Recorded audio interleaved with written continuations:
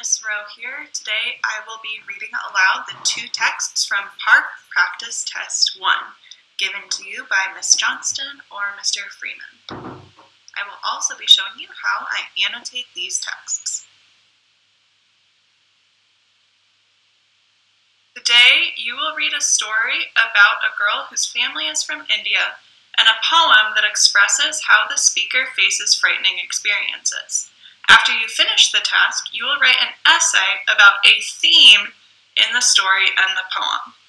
As I am reading, it's very important that I pay close attention to this part of my instructions. I am going to be writing about the theme in the story and in the poem, so as I read, I will annotate for information that leads me to discover the theme.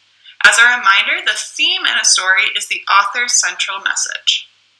Okay, I'm looking at the first text in PARCC Practice Test 1, Just Like Home. I see read the story just like home, then answer the questions. Just like home.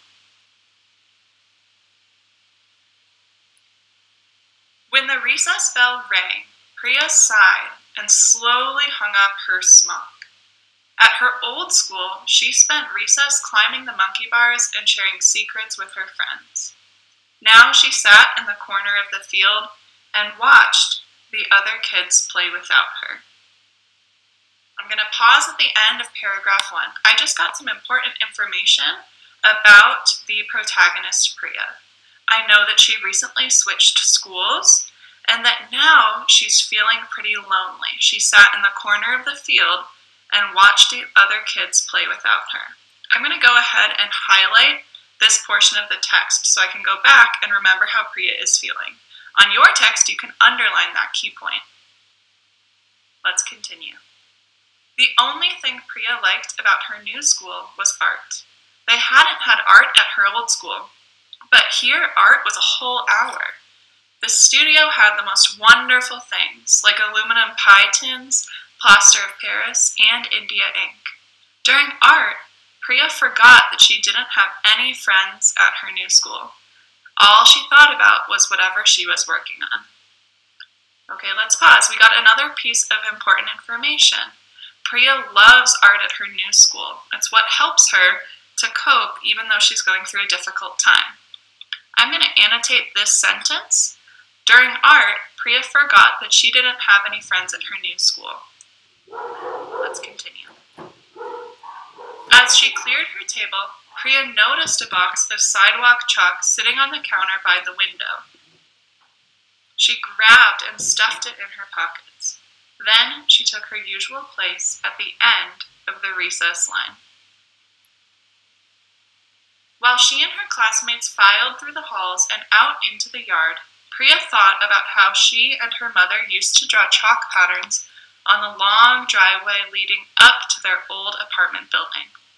The patterns were called rangoli, and they looked like stars and roses. Priya's mother said that the drawings were to welcome guests to their home. All the families in India, where Priya's family was from, did rangoli every morning, just like Priya and her mother. Their new apartment had barely any sidewalk in front of it, and there was no room for a rangoli. Priya missed the early mornings she and her mother would spend drawing feathery, colorful patterns on the cement. So here we get some more information about Priya and her mother's relationship. That they used to have traditions like drawing rangoli in their home in India that she can no longer experience in her new home. This causes Priya to miss those mornings she spent with her mother. Let's continue. Priya walked over to the basketball court and sat on the hot pavement. She was glad to have something to do besides sit in her corner. She pulled the box out of her pocket and took out a bright red piece of chalk and began drawing the rangoli patterns she loved best. She drew flowers with huge swirling petals and stars with 8 points. She colored them green, yellow, and blue, all colors her mother had used. She liked the soft, solid feeling of the chalk in her hand and the way that the dust left patterns on her fingers. So here's a change in Priya. Before, she was just sitting, feeling lonely and sad. Now, she's deciding to begin drawing Rangoli patterns to connect to something that she enjoys. Let's see what happens next. "That's pretty," a voice said. She turned around and saw that Enrique, a boy in her class, was watching her. "It's called Rangoli," she said. "They do this in India, where my parents are from." "You know what that reminds me of?" he asked, kneeling down beside her. "The floor of my grandmother's house in Mexico has tiles that have designs like that." So here we see Enrique beginning to engage with Priya, developing a relationship, and also connecting to the Indian art that she is drawing with Mexican art that he's familiar with from his grandmother's house. Let's see what happens. "What do you mean?" Priya asked. "Hand me a piece of chalk," Enrique said. "I'll show you." Enrique sat down on the pavement and began to draw. He used green, orange, and yellow chalk to draw flowers that were more detailed than Priya's, but still had huge, curvy petals. Then he drew circles inside circles and surrounded them with small diamonds. Priya kept drawing too, in between and around Enrique's designs. So now, Priya and Enrique are working together to draw designs that remind them of their homes. "What are you guys doing?" a voice asked. Priya and Enrique had been so absorbed in drawing that they hadn't noticed that their classmate Farah had been watching them. Now we see another student is becoming involved. Perhaps Priya won't feel so lonely by the end of this story. "Hey," Farah said, sitting down beside them. "That looks like the rugs in my uncle's house in Iran. Except on the rugs, the shapes are bigger and aren't as curly." "Show us," said Enrique, handing her a piece of chalk. Farah took the chalk and began drawing. Oh, I'm sorry, we saw another connection. Farah is reminded of rugs in her uncle's house in Iran. That's another connection to home that Farah is building, just like Priya and Enrique. Let's continue with paragraph 16. Farah took the chalk and began drawing. She drew shapes that were full of straight lines and bold colors. They were bigger than the shapes Priya and Enrique had drawn, and they overlapped each other in diagonals to form new shapes. She colored the drawings purple, dark blue, and white. "Wow, Miss Lopez," Priya's teacher said. "That's beautiful." Priya, Enrique, and Farah stood up and looked at what they had done. The pavement was covered in bright colors and shapes. There were triangles, circles, squares, and diamonds, all mixed together. Their classmates began to drift over to see what was happening. I know that all three of these students mixed together their ideas and their perceptions of home. So this seems to be important to me as I think about what the author's central message is. Let's continue reading. "It looks like a universe with lots of planets and stars," said Lily. "It looks like a coral reef full of tropical fish," said Jasper. "What do you think it looks like, Priya?" asked Enrique. Priya looked at Enrique and Farah. Their knees, elbows, and fingers were covered in red, yellow, green, and blue chalk dust. Priya smiled and said, "It looks like home." Wow, this last line seems very important in deciding what the theme or author's message may be. What do you think the author is trying to tell us through this story? What message does the author want us to walk away with? Talk to your parents and your siblings about this story and what the author may want us to be thinking about.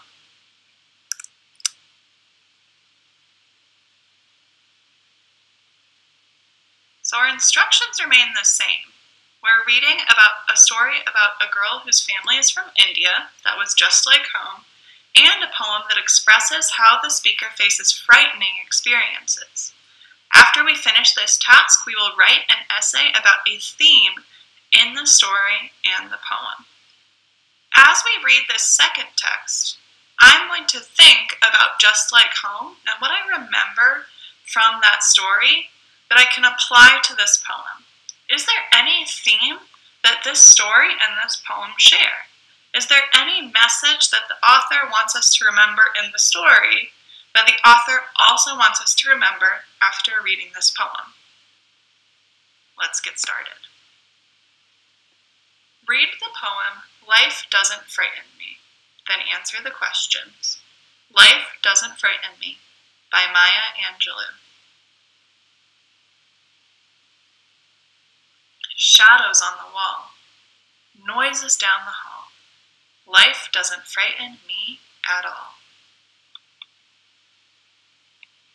I will annotate this line because it shows me the courage and bravery that the author is displaying. Maybe that'll tell me more about the author's central message. Bad dogs barking loud, big ghosts in a cloud. Life doesn't frighten me at all. The author repeated this final stanza. That must mean that she wants us to really remember what she is stating in this line because she's emphasizing it through repetition. Let's continue. Mean old Mother Goose, lions on the loose. They don't frighten me at all. Dragons breathing flame on my counterpane. That doesn't frighten me at all. I go boo, make them shoo. I make fun, way they run.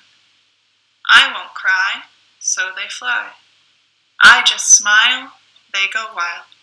Life doesn't frighten me at all. This stanza is very important because we can see how our author is responding to things that may frighten her. First, she goes boo. She states boo. She makes fun of the way these fears run. She says she will not cry. She just smiles, so that life won't frighten her at all. Tough guys fight, all alone at night. Life doesn't frighten me at all. Panthers in the park, strangers in the dark. No, they don't frighten me at all. That new classroom where boys all pull my hair, kissy little girls with their hair in curls, they don't frighten me at all. I'm remembering a connection to Just Like Home, that Priya was starting at a new school, just like this author.